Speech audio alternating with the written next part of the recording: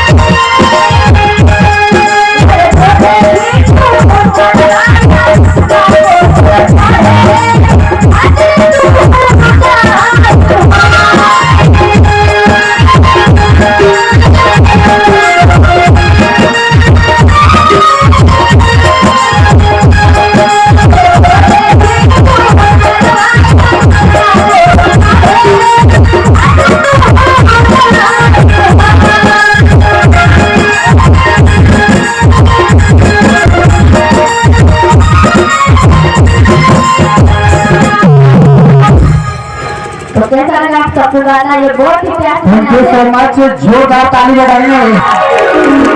कहा गया है कि हिंदुस्तानियों का नशा चाय की प्यालियों में होता है। हिंदुस्तानियों की नशा चाय की प्यालियों में होता है और एक कलाकारों का नशा सिर्फ आप लोग की तालियों में होता है, आप लोग की तालियों में होता है। तो जोरदार ताली बजाएंगे इस फिल्म के इस सही पर। ऐसा तो हो गया सर। हाँ सर, जी भैया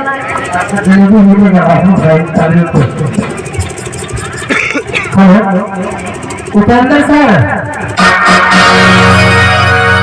उपेंद्र सर के कानों तक अगर आवाज जा रही है तो कृपया कर आप 8-10 प्लेट में जलेबी भेज देंगे।